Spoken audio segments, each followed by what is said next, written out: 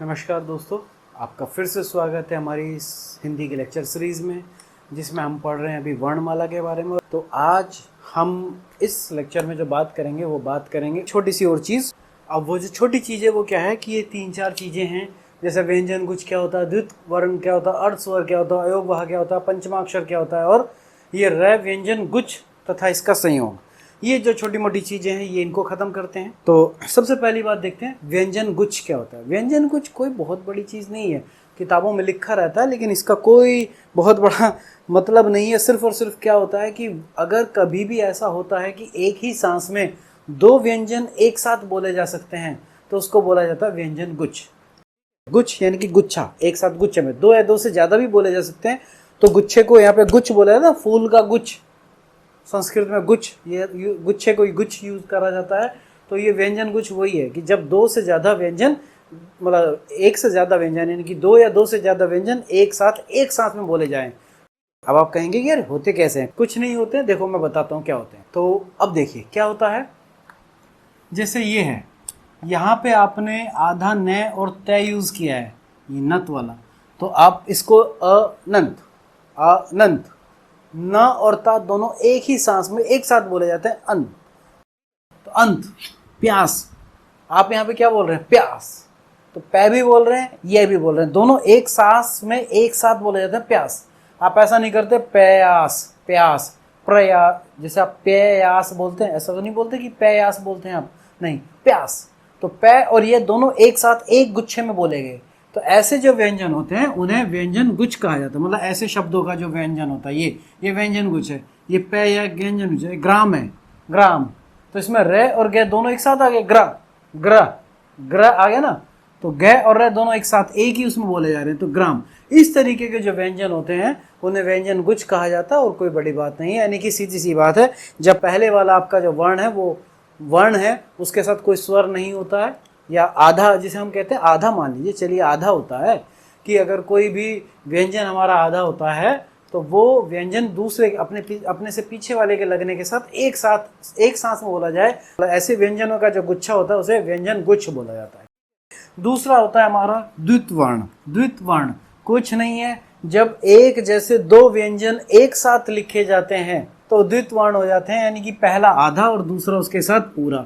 जैसे यहाँ पर 2 न लिखे गए हैं, लेकिन पहले वाला आधा है, दूसरे वाला पूरा है। चक्की, आधा कै और पूरा कै। बच्चा, आधा च और पूरा च। इक्का, आधा कै पूरा कै। इन शॉर्ट बात यह है कि बेसिकली ये जो लिखा हुआ है ये ऐसे लिखा हुआ है, गन ना, ये हलंत के साथ वाला। हलंत अब हर जगह नहीं लिख सकते, तो उसको शॉर्ट में हमने ऐसे लिख दिया। ये बताऊंगा मैं कि ये हलंत के साथ क्यों नहीं लिखा गया। इसके लिखने का तरीका आपको बताया जाएगा जब आप खड़ी पाई और 12 खड़ी पढ़ा, मैं बताऊंगा खड़ी पाई क्या होती है और 12 का क्या है सिस्टम, वो बताऊंगा, तब बता दूंगा ये कि ऐसा क्यों खड़ी पाई वाले क्यों ऐसे आधे लिखे जाते हैं और गोल पेंदी वाले आधे नहीं लिखे जाते, तो उनको लिखने का क्या तरीका है ये उसमें बताऊंगा मैं आगे। लेकिन फिलहाल ये इस तरीके के शब्द, जैसे जिसमें पहला वर्ण आधा है, मतलब हलंत वाला मान लीजिए आप, या आधा मान लीजिए, और दूसरा वाला पूरा वर्ण है स्वर के साथ, स्वर सहित है, तो ऐसे को हम क्या बोलते हैं? द्वित वर्ण। तीसरा था अर्धस्वर। अर्धस्वर के बारे में हम पहले भी बात कर चुके हैं, मैंने आपको बताया था अर्धस्वर। एक तो देखिए कहाँ पे, एक तो री हमारा अर्धस्वर था जो ना स्वर में है ना व्यंजन में, दोनों के बीच में है। हमने इसमें क्या कहते हैं, अंत्यस्थ वाले जो व्यंजन थे, यह और वह, ये दोनों हमारे क्या थे? एक तरीके से देखा जाए ये भी हमारे अर्धस्वर थे।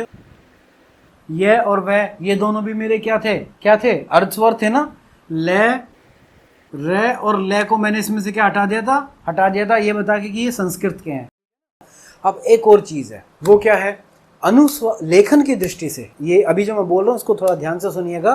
वो क्या है कि लेखन की दृष्टि से जो आपका अनुस्वार है, अनुस्वार और विसर्ग है, जिसे हम अयोगवाह बोलते हैं, अभी हम इसके नेक्स्ट वाले में पढ़ेंगे, तो वो दोनों लेखन की दृष्टि से तो स्वर हैं, लेकिन उच्चारण की दृष्टि से वो क्या है? व्यंजन है। लेखन की दृष्टि से वो स्वर है, उच्चारण की दृष्टि से वो व्यंजन है। तो दोनों का जो जातीय संयोग है, ना तो वो स्वर के साथ बैठता ना व्यंजन के साथ बैठता, लेकिन वो क्या है? जातीय साथ न होने के बाद भी वो साथ देते हैं, इसीलिए उन्हें अयोगवाह कहा जाता है। तो अब ये जो अर्ध स्वर है, इसमें हम इसीलिए कभी भी अनुस्वार और विसर्ग को यूज नहीं करते हैं। होने के लिए तो मैंने अभी कहा ना, लेखन की दृष्टि से वो क्या है, स्वर है। उच्चारण की दृष्टि से व्यंजन है, यानी कि वो भी बीच में लहरा रहे हैं। यहां पर बस इसी को याद रखिएगा, अंत्य स्थ दोनों के बीच में है, री दोनों के बीच में है, अयोगवाह दोनों के बीच में नहीं है। या तो स्वर है या उच्चारण में वो उधर चले जाते हैं, व्यंजन में चले जाते हैं, इसीलिए उनको अलग से हम लिखते हैं, अयोगवाह बताते हैं। तो अनुस्वार और विसर्ग दोनों के दोनों हमारे या तो स्वर होंगे या व्यंजन होंगे, और उनको अलग से लिखते हैं। तो अब उनकी अलग बात करते हैं, अयोगवाह की बात। अयोगवाह का मतलब होता है जो मेल ना होके भी साथ रहे। होता है ना, बहुत बार ऐसे लोगों की शादी हो जाती है आपस में कि जिनका आपस में कोई मेल नहीं करता, लेकिन दोनों बहुत समझदार होते हैं और ज़िंदगी भर साथ काट जाते हैं आराम से, अच्छे से। मेल कोई नहीं है, उसकी चॉइस अलग है, वाइफ की चॉइस अलग है, हस्बैंड को कुछ और पसंद है, वाइफ को कुछ और पसंद है, लेकिन दोनों समझदार हैं। दोनों समझदार हैं तो रहेंगे साथ, अलग अलग नहीं होंगे। और कुछ जगह पे मेल भी, मतलब दोनों की इच्छाएं भी साथ होती हैं, दोनों को पसंद भी सेम चीज़ें होती हैं, लेकिन समझदार नहीं होते तो क्या हो जाता है, विच्छेदन हो जाता है। तो अयोगवाह वही चीज़ है कि मेल न होने के बाद भी साथ रहता है, वो अयोगवाह कहा जाता है। अब अयोगवाह होते कितने तरीके के हैं? 3 तरीके के। चलिए देखते हैं कौन कौन से होते हैं। तो ये 3 तरीके के कौन कौन से होते हैं? पहला होता है अनुस्वार, दूसरा होता है अनुनासिक, और तीसरा होता है विसर्ग। ये तीनों मिला के हम क्या कहते हैं? इसको अयोगवाह कहते हैं। इन दोनों को तो हमने देखा भी है अपनी वर्णमाला में। इसके लिए हम वर्णमाला में ऐसा यूज करते हैं ना, और इसके लिए ये बिंदु। तो बेसिकली अनुस्वार क्या होता है? ये बिंदु होता है। अनुनासिक क्या होता है? ये चंद्र बिंदु होता है। और विसर्ग में क्या होता है? ये 2 बिंदियां होती है, जिसे हम ऐसे लिख देते हैं।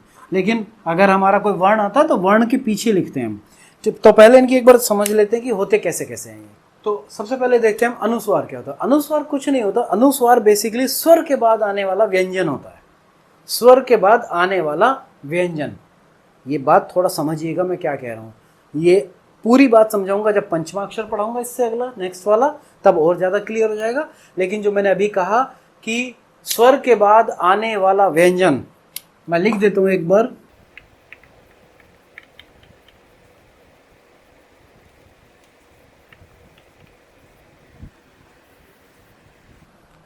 स्वर के बाद आने वाला व्यंजन, इस लाइन को याद रखिएगा, ये अनुस्वार होता है। अच्छा, ये लगता कैसे है? ये तो जो भी हमारा स्वर हो या व्यंजन हो, उसके ऊपर हम क्या करते हैं? एक बिंदी लगा देते हैं, जिससे कि ये प्रदर्शित होता है। और होता क्या? स्वर के बाद आने वाला व्यंजन होता है। इसीलिए लेखन में ये स्वर है और उच्चारण में ये व्यंजन हो जाता है। वो पंचमाक्षर जब बताऊंगा तब समझ में आएगा आपको सही से कि मैंने ये क्या कहा है। दूसरा अनुनासिक। अनुनासिक का मतलब है कि जब हम इसका उच्चारण करते हैं तो जो हवा होती है, अच्छा इसमें जो हवा होती है वो कहाँ से निकलती है? नाक से निकलती है। सिर्फ नाक से निकलेगी, मुंह से नहीं निकलेगी।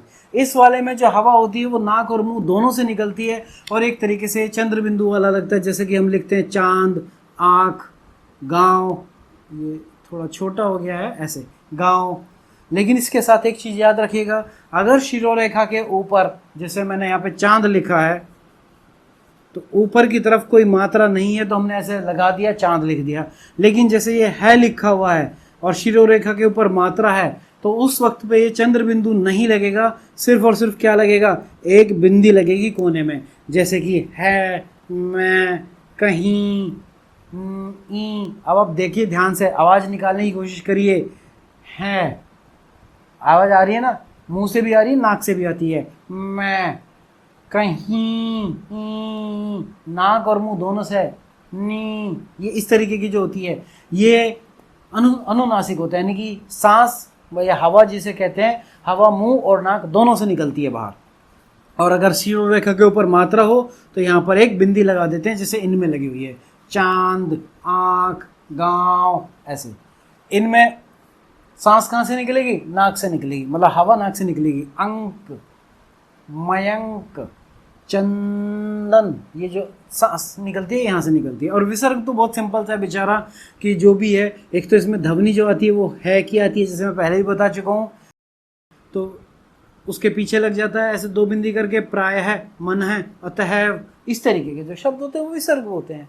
अब पंचमा अक्षर की बात करते हैं, जो इम्पोर्टेंट भी है और आपको समझना भी चाहिए, कि इससे बहुत सारी चीज़ें आपको अभी क्लियर होने वाली हैं। ये लिखने का तरीका भी देखते हैं कि क्या होता है।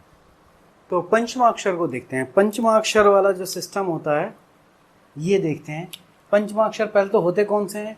जो पांचवा वर्ग होता है हमारा, उसके जितने भी मेंबर होते हैं वो सारे पंचमा अक्षर बोले जाते हैं। कौन कौन से होते हैं? अंगा, अय्या, अणा, ना, मा, ये सारे के सारे हमारे जो होते हैं ये क्या होते हैं? पंचमा अक्षर के होते हैं। और इनको लिखा कैसे जाता है? भाई पुराने टाइम पे तो हम लिख लेते थे इनको, लेकिन इनको जो लिखा जाता है वो अधिकतर अनुस्वार के रूप में लिखा जाता है। अभी जो मैंने कहा था ना अनुस्वार के बारे में, क्या लिखा था पिछले इस पे लाइन पे, याद करो जरा, कि ये स्वर के बाद आने वाला व्यंजन है ना, कहा था। चलो तो इसका मतलब समझते हैं और आते हैं यहाँ पर। यानी कि अनुस्वार जिस व्यंजन के पूर्व में आता है, स्वर के बाद आने वाला व्यंजन कहा था, तो स्वर के बाद आने वाला व्यंजन या अनुस्वार जिस व्यंजन से पहले आता है, स्वर के बाद आने वाला व्यंजन या व्यंजन से पहले जहां अनुस्वार लगता है, उसका उच्चारण उसी व्यंजन के वर्ण में आने वाले नासिक्य या पंचमा अक्षर। अब ये नासिक्य वर्ड का मतलब नासिक, अभी अभी का जो मैंने अभी इसी लेक्चर में आपको बताए थे, उसमें मैंने पूरा चार्ट बनाया था और पंचमाक्षर यहाँ पे लिखे थे। नासिक से भी बोले जाते हैं और वो अपने वर्ण में भी बोले जाते हैं। कंठ, तालु, मूर्धा ऐसे बोले जाते हैं ना, वो नासिक कैसे भी बोले जाते हैं और उन्हीं को पंचमाक्षर कहा जाता है कि व्यंजन के रूप में होता है। ये लाइन आपको समझ में नहीं आई होगी, ऐसा मैं मान के चल रहा हूँ, पक्का मान के चल रहा हूँ। समझाता हूँ कैसे, क्योंकि समझना जरूरी है।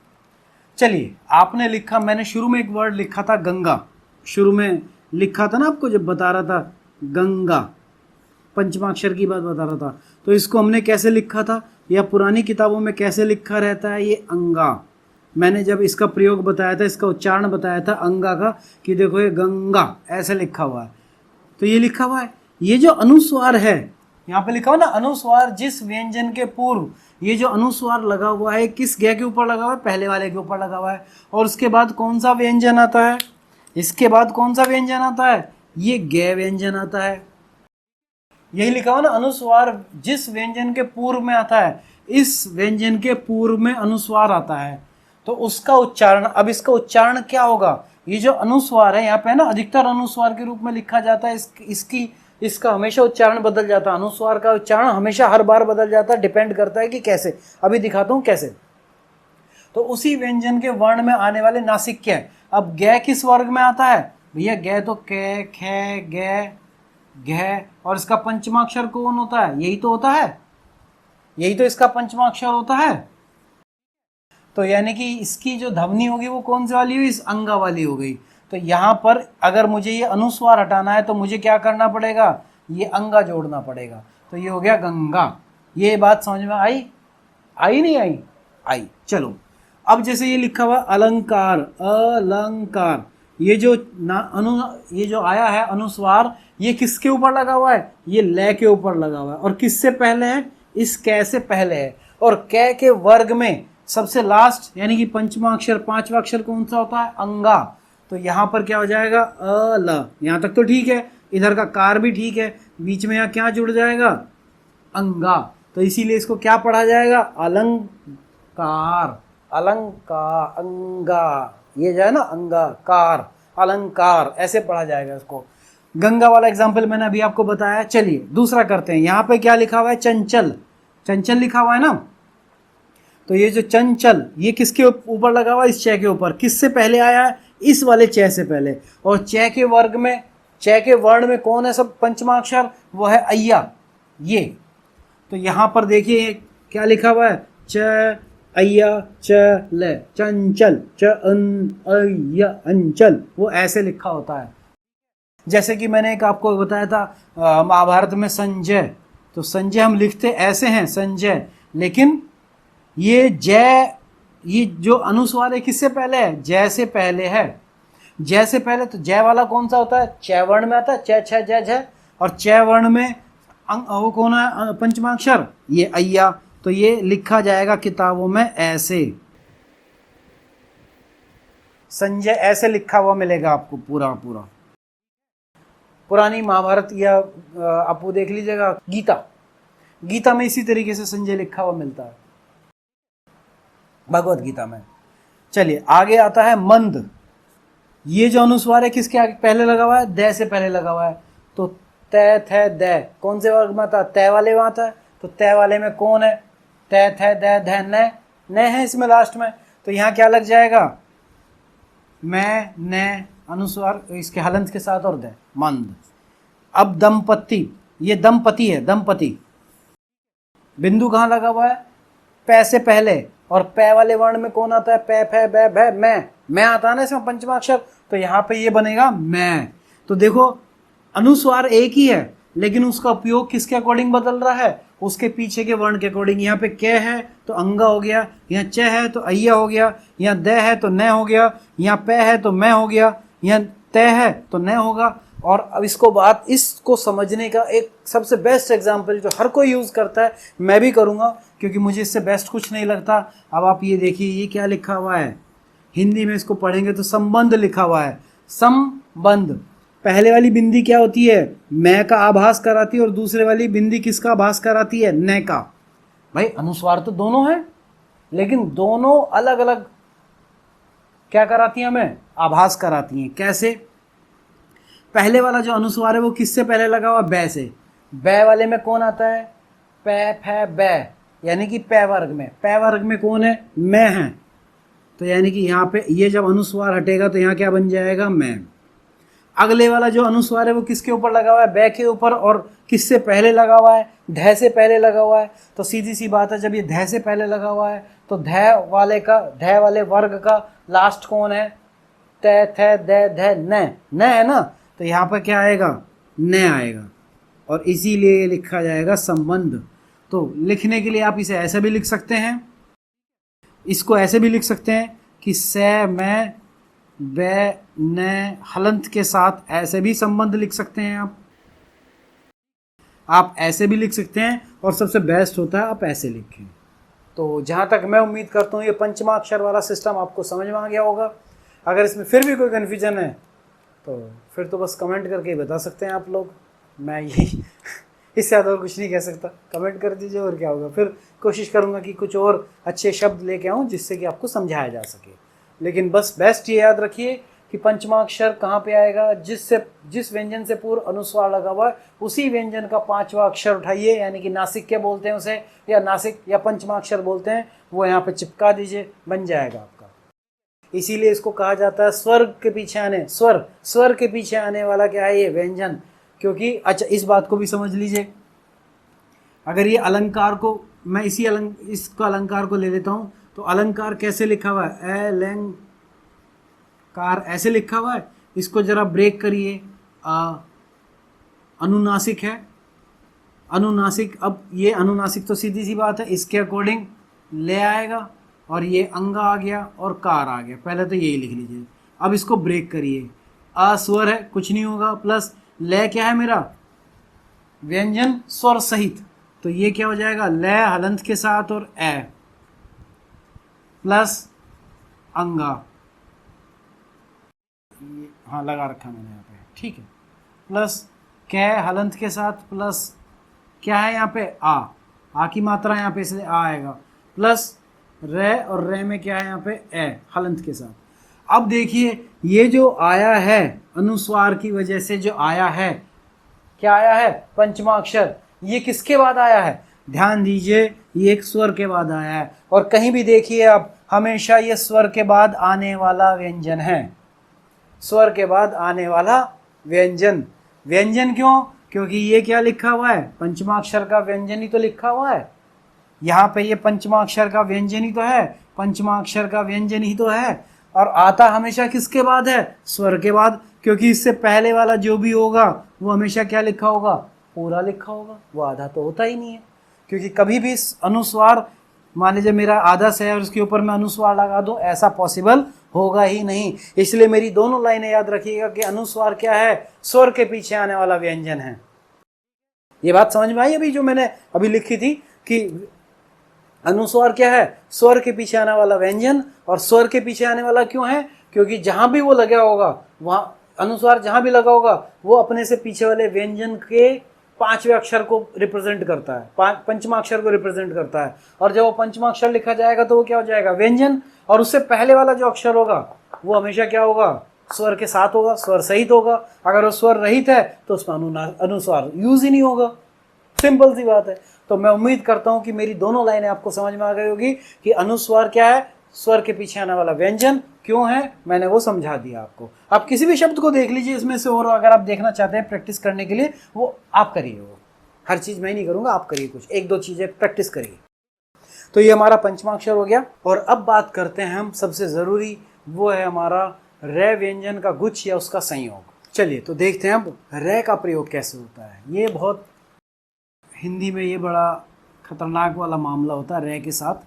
तो ये हमारा जो रे है टोटल इतने तरीके से प्रयोग हो सकता है। ये मात्राओं के साथ कैसे प्रयोग, रे के साथ मात्रा कैसे लगती है ये बताता हूँ बस। तो स्वतंत्र जो रे होता है वो कैसे लिखा जाता है भाई, सीधी सी बात है। अगर स्वतंत्र रे है जिसका कोई इधर उधर दिक्कत नहीं है, वो सीधे सीधे लिखा जाता है। जैसे मगर, ये रे है, स्वतंत्र है, ना इसके साथ कोई जोड़, ना इसके पीछे आगे पीछे कोई जोड़ नहीं है। राम, कुछ दिक्कत नहीं, राम लिखा गया है। कोई भी शब्द ले लीजिए आप, राम, मगर, रहीम ले लीजिए, तो क्या कुछ चेंज हुआ है? कोई चेंज नहीं है। जैसा रे है बिल्कुल वैसे लिखा जाता है, यानी कि स्वतंत्र रे है, बिल्कुल आंख मूंद के बिल्कुल सीधे लिख लीजिए, कोई दिक्कत नहीं होती है। तो दिक्कत कब आती है? दिक्कत आती है जब वो रेफ रूप में होता है या पदेन रूप में होता है। रेफ रूप का मतलब है कि जब रे जो है आपका वो क्या होता है, स्वर रहित होता है। यानी कि स्वर रहित मतलब वो हलंत के साथ होता है, यानी कि हलंत होता है, स्वर रहित हलंत ही होते हैं ना। और साथ में उसके बाद आने वाला जो व्यंजन है वो पूर्ण होता है, व्यंजन पूर्ण होता है, सीधी सी बात है। यानी कि व्यंजन जो है वो स्वर सहित होता है। तो ये स्वर रहित होता है, ये स्वर सहित होता है, ये हलंत होता है, ये अजंत होता है। अजंत, स्वर सहित, स्वर रहित। तो उस टाइम पे उसको क्या कर दिया जाता है, इस तरीके से लिखा जाता है रेफ रूप में, यानी कि शिरोरेखा के ऊपर ऐसे रे लगा दिया जाता है। अब आप कहेंगे एग्जाम्पल, चलिए एग्जाम्पल देखते हैं। तो अब देखते हैं रेफ रूप के एग्जाम्पल। रेफ रूप के एग्जाम्पल देखिए, चलिए मैं एक सिंपल सा एग्जाम्पल लेता हूं। मैंने लिखा हुआ है कहीं पे क र म, करम। मैं इधर भी लिख देता हूं, दो चीजें एक साथ कर लेंगे, क र म, करम। अब हमने रेफ रूप में क्या कहा था, जैसे अभी कहा हमने अपनी डेफिनेशन में कि भाई रेफ रूप में ये मैंने दोनों कर्म लिख दिए, इसमें तो कोई दिक्कत नहीं है, दोनों कर्म लिखे हुए करम करम।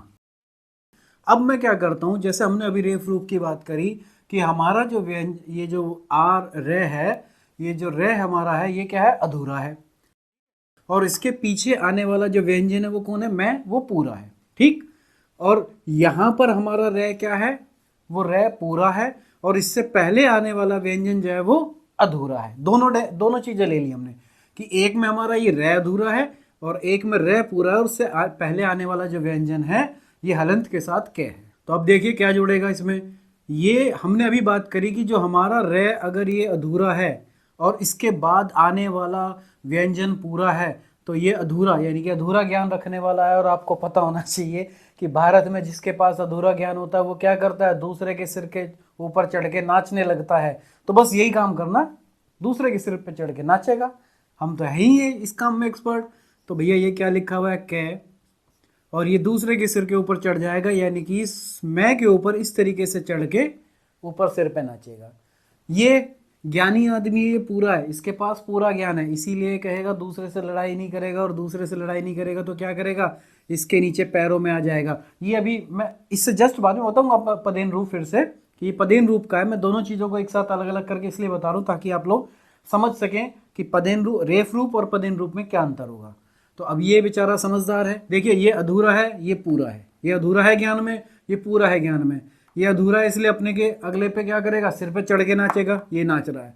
ये कहेगा मैं भाई बिल्कुल सही हूँ, और ये कहेगा गधे को बाप बनाना, बना लेगी, क्या बड़ी बात आ गई। और ये जो क्या अधूरा है, ये अधूरा है, ये गधा है, तो ये सीधे इसके पैरों में आ जाएगा, और ये यहाँ इसके पैरों का मतलब यहाँ पे ऐसे निकल जाएगा। जब ये यहाँ आ गया बचा ये। तो अब ये जो बना, ये क्या बना आपका, ये बना आपका कर्म, और ये वाला जो बनेगा आपका ये बना क्रम। देखा जाए दोनों एक ही तरीके के अक्षरों से मिलके बने हुए हैं, दोनों एक ही तरीके से अक्षरों से मिलके बने हैं, बस अंतर क्या था कि यहाँ पर ये र अधूरा है, यहाँ पर र पूरा है, यहाँ पर ये मैं और कै दोनों पूरे, यहाँ पे कै अधूरा है, मैं का तो इसमें मतलब ही नहीं रह गया। तो पढ़ने के लिए ये क्या है पढ़ा जाएगा कर्म, और ये क्या पढ़ा जाएगा क्रम। अब दोनों में मेरे उच्चारण में अब ध्यान दीजिए, एक में मैंने करा है कर्म करम, रे बहुत थोड़ी मात्रा के लिए क्योंकि अधूरा है। इसमें क्या है क्रम, क छोटा है रम बड़ा है, तो यहाँ पर रे क्योंकि बड़ा मतलब पूर्ण है, तो इसलिए दोनों का उच्चारण देखिए कर्म और क्रम, कर्म क्रम, दोनों के उच्चारण में आपको अंतर नजर आ रहा होगा। यही अंतर होता है जब आपके पूर्ण और अपूर्ण वाली बात आती है कि कितनी मात्रा के लिए वो बोले जाएंगे, ये समझना आपका काम है। चलिए ठीक है, फिलहाल तो हम इस एग्जाम्पल की बात करते हैं।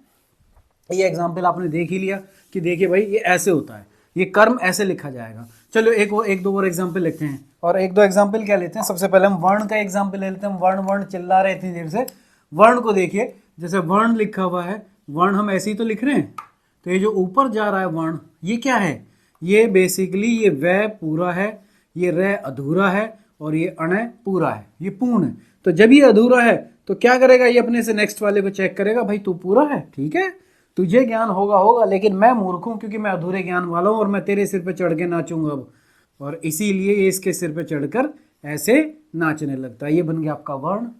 और भी एग्जाम्पल आप जितने चाहे उतने एग्जाम्पल ले लीजिए, सबका यही है, लिखने का तरीका वही है कि ये जो र है ये आपका क्या है, अधूरा है। जब ये अधूरा होगा तो अपने से नेक्स्ट वाले व्यंजन के ऊपर, अगर वो पूर्ण है तो क्या करेगा, उसके ऊपर जाके नाचने लगेगा नाचने लगेगा इन द सेंस कि वो उसके ऊपर शिरोरेखा के ऊपर इस तरीके से, इस रूप में शिरोरेखा के ऊपर इस तरीके से प्रदर्शित होगा ही होगा। ये र है।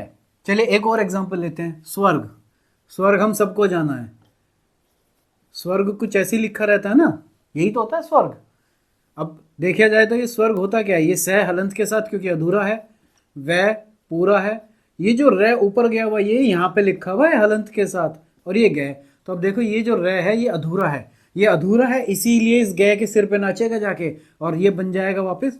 लिखना क्या है यार, ये लिखा होता है दोबारा, स्वर्ग लिखना क्या है जरूरत, बार बार लिखने की जरूरत नहीं, तो स्वर्ग लिखा हुआ है। ऐसे ही अर्थ,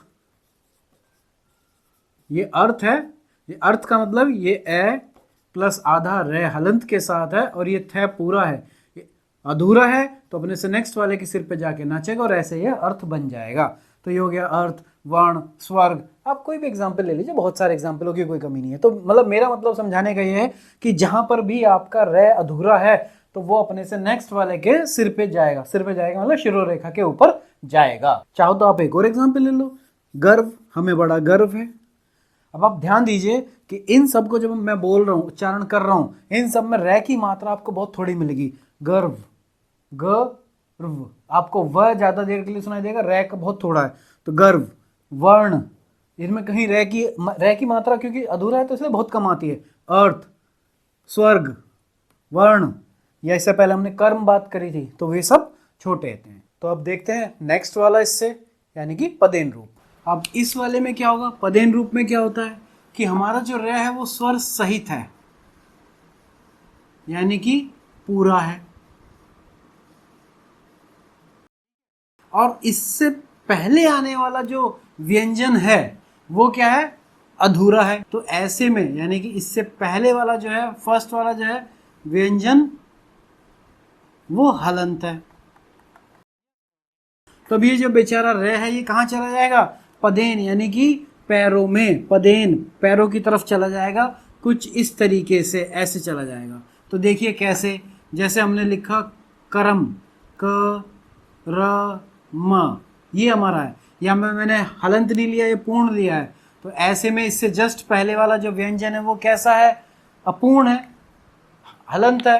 तो जब ये हलंत है तो ये क्या होगा, ये बेचारे रे को मार पड़ेगी और ये नीचे की तरफ गिर जाएगा, कहाँ, इसके पैरों में आके इसको पूरा करेगा, और ये लिखा जाएगा क्रम। क्लियर हुआ, क्रम। अच्छा, इसको बोलने का तरीका, इसको तो स्वर्ग, रग ऐसे, और ये नीचे की तरफ क्र, वर्क, ऐसे, जैसे वक्री होता है, वक्र, वक्र ये होता है, तो ये भी अगर देखा जाए तो ये व हलंत के साथ होता है, रे पूर्ण होता है और कै पूर्ण होता है, तो व क र। तो अब जब इसको करेंगे तो वक्र। और ले लीजिए आप 2-3 शब्द। व्रत, ये व्रत हो गया। एक होता है वृत, इन दोनों में अंतर समझ लीजिएगा। ये वाली मात्रा किसकी है? री की है, बस ये याद रखिएगा। ये वाली मात्रा में और इस वाले में अंतर समझना बहुत जरूरी है भाई। ये अपना रे पदेन रूप है किसका? रे का, और ये मात्रा है री की। ये वाली मात्रा है री की और ये पदेन रूप है रे का। इन दोनों में अंतर याद रखिएगा जरा, ठीक है। और कुछ शब्द अगर आपको याद आते हो तो वो बोलते जाइए, लिखते जाइए, बोलते जाइए, लिखते जाइए। जैसे प्रण, कि भाई मैंने ये प्रण लिया हुआ है। प्राण, ये हो गया प्राण। तो ऐसे जो भी आपके शब्द हों वो आपके पदेन रूप में ऐसे ऐसे लिखे जाते हैं। अब टेढ़े मेढ़े वर्णों के साथ पदेन रूप, टेढ़े मेढ़े वर्णों के साथ पदेन रूप देखिए कैसे होता है। टेढ़े मेढ़े वाले कौन से होते हैं पता है? ये ऐसा, ऐसा, ये ऐसे, जो इस तरीके के होते हैं टेढ़े मेढ़े होते हैं, खड़े नहीं होते हैं। वो खड़ी पाई में बताऊंगा कैसे। चलिए, तो इसमें भी क्या होता है कि ये दोनों बेसिकली एक के लिए ही होते हैं। पदेन रूप के ही दो पार्ट हैं। पदेन रूप अगर सिंपल अपना खड़ी पाई वाला है तो वो रे उसके ऐसे लग जाता है, जैसे ये लग गया खड़ी पाई में। और अगर यही यहाँ पे टे होता तो कैसे लगेगा? लगेगा वही पदेन रूप में, लेकिन थोड़ा सा चेंज है। देखिए अब इसके लिए हमने क्या कहा था कि हमारा रे क्या है? स्वर सहित यानी कि पूर्ण है, और उससे पहले वाला आने वाला जो व्यंजन है, यहाँ पे कोई भी व्यंजन हो, मैं एक ऐसे लगा देता हूँ, और वो हलंत के साथ है, यानी कि यहाँ पे व्यंजन है। व्यंजन यहाँ ए आपका कै खे कै कुछ भी हो सकता है। जैसे मैंने यहाँ क्रम लिया था तो ये क्रय, तो क्या बनेगा इसका? ऐसे बना था ना क्रय, और शब्द मैंने इससे बना दिया था इसका यूज करके क्रम, ऐसे बनाया था हमने। तो यही सेम चीज है कि रे तो हमारा पूरा है, लेकिन उससे पहले आने वाला जो हमारा व्यंजन है वो हमारा अपूर्ण है। या तो अब देखिए ये शब्द देखिए क्या लिखा हुआ है, ड र आ। ध्यान दीजिएगा ये ड है, अड़ा नहीं है, क्योंकि मैंने पहले ही बताया हिंदी में कोई भी अक्षर अड़ा से यूज नहीं होता, डे से स्टार्ट हो सकता है। जैसे डर, तो ये ड र आ, ये र आ मिलके र तो पूरा हो गया। ये ई की मात्रा व आ मिलके व पूरा हो गया। ये पदेन रूप में र आ मिलके ये, तो देखा जाए तो ये क्या बन गया मेरा? ये ड्रे, रे पूरा है, सॉरी ये आ होगा यहाँ पे, तो ये मेरा रा है। ये ई हो गया, ये व आ मिलके व पूरा हो गया, और ये रे पूरा हो गया। तो ड्रा ई वर लिखा हुआ है ये। तो अब इसमें ध्यान दीजिए, रे तो मेरा पूरा है, पूर्ण है, लेकिन मेरा जो ये ड है ये क्या है? व्यंजन हलंत के साथ है। तो ये जो र है ये कहाँ पहुंच जाएगा? इसके नीचे ही आना है पदेन रूप में। लेकिन ये ऐसे ना आके दो लग जाते हैं यहाँ पे, यानी कि जहाँ पे टेढ़ा मेढ़ा होगा वहाँ पे ये कुछ इस तरीके का बन जाएगा। तो ये क्या हो जाएगा? ड्रा ई वर। जैसे ये ट्रे है, ये टे क्या है मेरा? हलंत के साथ है, रे पूरा है मेरा, तो इसमें जो ये हो जाएगा ये ट्रे बन जाएगा। ये क्या बन जाएगा? डेर है, ये ऐसे बन जाएगा। तो इसका ट्रक बना दिया मैंने, इससे एक शब्द लिया, इसके मैंने ड्रम बना दिया। तो ऐसे जो भी जिसमें ऐसी दो मात्राएं आती हैं वो क्या होता है? वो बेसिकली रे का ही पदेन रूप है, लेकिन टेढ़े मेढ़े वर्ण है तो उसमें वो एक की बजाय ऐसे एक पदेन होने की बजाय दो पदेन हो जाते हैं। जैसे ये है, ये ट्रे है, ऐसे ऐसे जो शब्द होते हैं। और अधिकतर ये शब्द जो है आपके अंग्रेजी भाषा के या विदेशी भाषा के आगत शब्द होते हैं, तो उनमें जो टेर है ऐसे ही लगता है। तो ये हमारा हो गया। अब रे के साथ दो मात्राएं, रे के साथ सारी मात्राएं उसी तरीके से काम करती हैं जैसे करनी चाहिए। सिर्फ और सिर्फ आपको दो मात्राओं का ध्यान देना है, वो है दोनों ऊ की मात्राएं। अगर मैंने यहाँ लिखा हुआ रे और इसके पीछे मेरा छोटा ऊ है, तब मैं इसको लिखूंगा, इस मात्रा को ऐसे घुमा दूंगा। और रे के बाद मेरी अगर मात्रा है बड़ी, तो मैं इसको रे के साथ ही लेकिन यहीं से चिपका के लिखूंगा रू। नॉर्मली हम और जो शब्दों के लिए लिखते हैं, अगर हम वैसे होते तो ऐसे लिखते हैं हम रू, या ऐसे तो लिखते हैं हम भाई। हम कुमार लिखते हैं तो कु ऐसे लिखते हैं, और कै के साथ बड़े की मात्रा लिखते हैं तो ऐसे लिखते हैं, यही तो लिखते हैं। लेकिन रे के साथ थोड़ा सा बदल जाता है, रे के साथ कुछ इस तरीके से लिखा जाता है, ये ऐसे घूम जाती है और यहाँ पे इसी से चिपक के ऐसे जाती है बड़े ऊ की मात्रा। ये वाला कौन सा होता है? जैसे रुपया आप लिखते हैं तो रुप या, हिंदी में ऐसे ही लिखा जाता है रुपया, और ये लिखा गया आपका रूपक। ये एक शब्द लिख दिया मैंने रूपक। तो ये दोनों चीजें आप ध्यान रखिएगा, रे के साथ मात्राओं का कैसे प्रयोग होता है। यहाँ पर आकर ये वाला पार्ट भी हमारा खत्म हो जाता है। अगर आपको हमारी मेहनत अच्छी लगती है, आपने कुछ सीखा हमसे इस लेक्चर को देख के, तो बहुत बहुत तो यहाँ पर आकर ये हमारा ये वाला पार्ट भी, वर्णमाला का ये पार्ट भी हमारा ख़त्म हो जाता है। उम्मीद करते हैं कि आपने कुछ न कुछ ज़रूर सीखा होगा। यहाँ तक बने रहने के लिए बहुत बहुत धन्यवाद आपका। अगर आपने कुछ सीखा है तो आप हमारा सहयोग करिए, वीडियो शेयर करिए अपने दोस्तों के साथ। जो लोग एग्ज़ाम्स की तैयारी कर रहे हैं उनके साथ शेयर करिए। आपके लिए भी अच्छा है, उनके लिए भी अच्छा है, और हमारे लिए तो बहुत ही अच्छा है कि हमारा नाम होगा। यही सहयोग हमें आपसे अपेक्षित है कि आप हमारा इस तरीके से सहयोग करेंगे। अगर हमने कुछ गलत पढ़ाया है तो आप ज़रूर नीचे कमेंट में लिखिए कि हमने ये गलत पढ़ा दिया है, क्योंकि मैं मानता हूँ कि मैं हिंदी का स्टूडेंट नहीं रहा हूँ, तो इसलिए मुझे हिंदी बहुत अच्छी नहीं आती, लेकिन इतनी ज़रूर आ गई है कि आपको सिखा सकूँ। फिर भी गलतियाँ कहीं भी हो सकती हैं। अगर मैंने कोई शब्द गलत लिखा है या कोई मात्रा गलत लगी है या बोलते हुए कुछ गलत बोल दिया है या कोई उच्चारण गलत हो पा रहा है, तो उसका ज़रा ध्यान रखिए। आप नीचे कमेंट में ज़रूर लिखिए। तो मिलते हैं अगले पार्ट में, और इस वर्णमाला को अगले पार्ट में ख़त्म करते हैं, और फिर करते हैं इसके कुछ एक्सरसाइज के क्वेश्चंस। धन्यवाद।